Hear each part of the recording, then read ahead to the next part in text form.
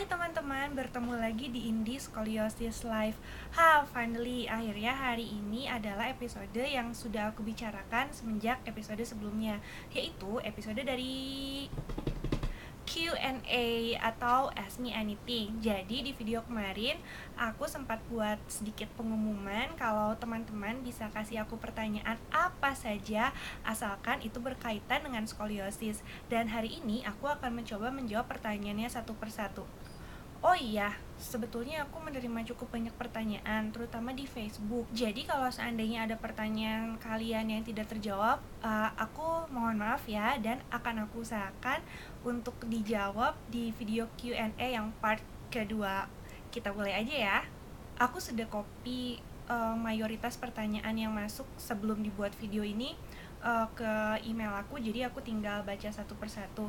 Yang pertama adalah pertanyaan dari Iyas di Facebook. Kak Indi, selain pakai brace ngikut terapi juga nggak? Terus sekarang derajatnya berapa?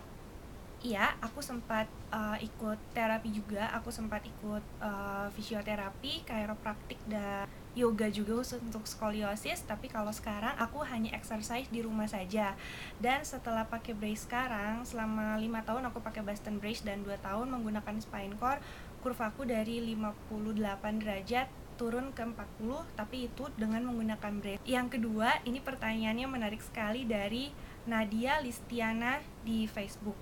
Selain terapi di fisioterapi dan pakai brace, Indi juga rutin renang atau yoga enggak? Terus gimana sih tipsnya supaya bisa ceria banget kayak Indi gitu? Aku inget dulu awal-awal pas nyeri banget dan ketahuan skoliosis, terus fisioterapi itu berasa down banget. Jadinya nggak pede gitu, mana yang datang fisioterapi itu orang sepuh alias tua-tua semua. Ditunggu jawabannya ya. Makasih Indi, kiss. Oke, kiss balik. Hai Nadia, terima kasih pertanyaannya. Ya, tadinya aku rutin ikut yoga khusus skoliosis, tapi karena jaraknya jauh di beda kota, jadi sekarang aku hanya exercise di rumah dan menggunakan brace. Tipsnya supaya ceria. Well, I'm a happy girl, I guess. Aku selalu bingung sih kalau ditanya kenapa aku bisa ceria. Mungkin karena memang aku sudah ceria, dan aku ngerasa sih nggak ada satu part pun di hidup aku yang bikin aku punya cukup alasan untuk nggak ceria. Karena hey, we are alive, we are blessed. Apalagi aku sih percaya kalau kita pasti butuh adaptasi. Aku juga gitu, waktu awal pasti ada perasaan sedih dan perasaan why me. Tapi lama-lama sih kalau dijalanin seperti biasa aja, mulai menerima kalau hey, this is me, jadi ini part dari aku nggak pernah ngerasa lagi kalau ini tuh sebagai suatu hambatan atau sesuatu yang tidak seharusnya terjadi sama aku, tapi aku anggap ini ya paket aku ya seperti ini. Dan soal yang kalau fisioterapi orangnya sepuh-sepuh alias tua semua itu bikin down, ya saat fisioterapi, karena aku fisio dari usia 13 tahun, aku udah ngalamin banget pengalaman di saat fisioterapi itu. Ya mostly memang kebanyakan orang-orang tua, tapi aku pikir ya sudah, kalau fisioterapi jadikan aja itu sebagai hal yang fun gitu. Aku selalu senang berbicara sama terapisnya, sama dokternya, terus juga make friends di sana, biasanya kenalan sama orang-orang baru. Dan jangan salah, orang tua juga biasanya fun loh. Mereka justru malah kadang memanjakan kita, karena kita kalau jadi yang paling muda, mereka malah biasanya oh ya dia duluan aja gitu. Dengan ikut fisioterapi juga kita kan bisa ketemu dengan banyak orang baru. Dengan ketemu banyak orang baru, kita bisa jadi tahu kalau kondisi setiap orang itu berbeda-beda. Jadi ya selain nambah teman, nambah pengetahuan, juga kita bisa have fun di sana. Atau kalau misalnya oh akunya nggak nyaman nih di sini, ya sudah, mungkin bisa cari tempat fisioterapi lain. Banyak kok tempat fisioterapi yang pasiennya masih muda-muda. Seperti yang terakhir aku di Jakarta bulan Maret lalu, aku masih fisio di sana. Pasiennya muda-muda, bahkan ada yang lebih muda dariku juga, dan itu fun sekali. Aku banyak ngobrol dengan mereka, jadi ya why not jadikan terapi sebagai apa ya, sebagai bagian dari hidup kita aja gitu, kalau nggak ada yang salah dari itu. Pertanyaan yang ketiga datang dari Jingga Valentine di Facebook. Namanya lucu deh, Jingga Valentine, pasti lahirnya pas lagi 14 Februari kan.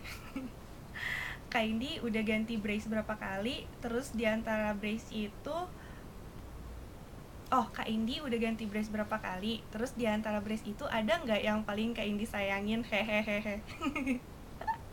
Oke, ini pertanyaannya lucu sih. Aku udah ganti brace banyak 3 kali.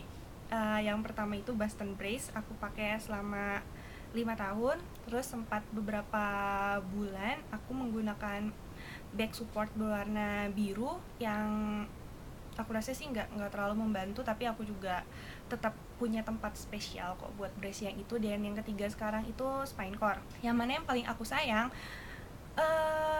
Pertama aku bakal bilang ini keren banget nanya mana yang paling aku sayang, karena saat ada yang nanya mana yang paling aku sayang, artinya menerima bahwa brace itu sebagai bagian dari diri aku gitu. Jadi bukan sekedar sesuatu yang bikin aku terhambat, tapi brace adalah yang membantu aku, jadi pantas disayang.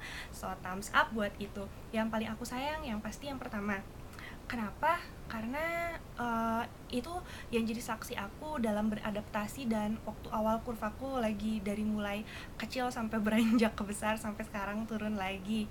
Dan kalau yang ternyaman, aku sangat suka dengan braceku yang ketiga, yaitu Spinecore. Tapi yang satu itu memang punya tempat yang paling spesial di hati aku. Yang keempat dari Isnaini Kwerunisa di Facebook.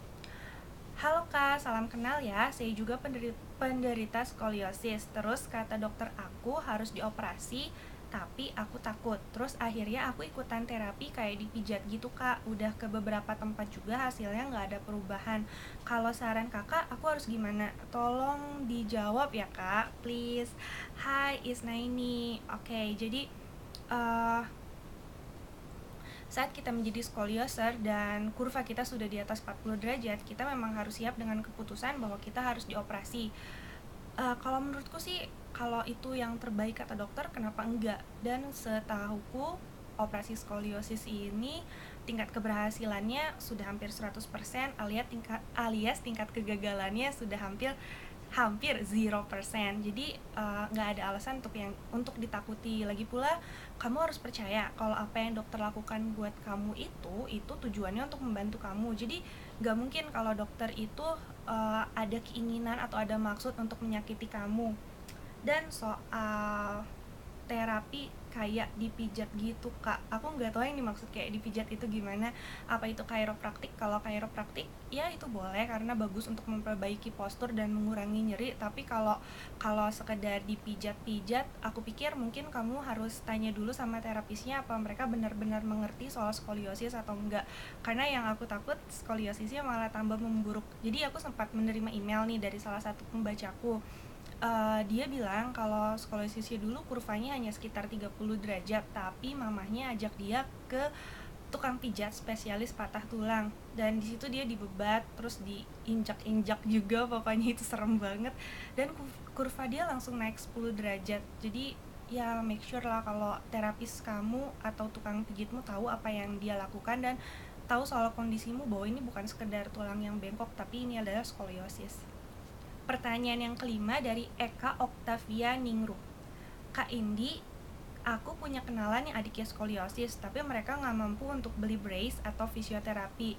Apa Kak Indi tahu yayasan yang bisa menangani hal tersebut? Well, aku nggak tahu soal yayasan yang menangani hal seperti itu, tapi mungkin kamu bisa coba, adik kenalanmu itu bisa coba untuk menggunakan BPJS, karena aku ada beberapa teman yang sudah operasi skoliosis dengan BPJS. Mungkin bisa diperiksakan dulu ke dokter. Jika kurvanya sudah cukup besar dan memang harus dioperasi, gunakanlah BPJS. Atau coba deh minta dia untuk gabung ke Masyarakat Skoliosis Indonesia. Di sana ada dokter, ada juga penggiat dari MSI itu sendiri, dan juga banyak anggotanya, ada sangat banyak. Jadi mungkin salah satu dari mereka bisa membantu. Aku harap adik kenalanmu itu cepat ditangani skoliosisnya. Oke teman-teman, itu tadi 5 pertanyaan yang sudah aku jawab. Aku masih punya banyak sih sisanya di sini, tapi akan aku bagi ke part selanjutnya, karena aku nggak pengen terburu-buru dalam menjawab pertanyaannya, dan aku juga nggak mau bikin videonya jadi terlalu panjang. Mudah-mudahan bermanfaat dan terjawab. Jika masih ada yang kurang, boleh kok tinggalkan aja pesan di kolom komentar di bawah ini. Aku akan coba balas semuanya nanti. Oke, sampai ketemu lagi di part 2. See you dan take care!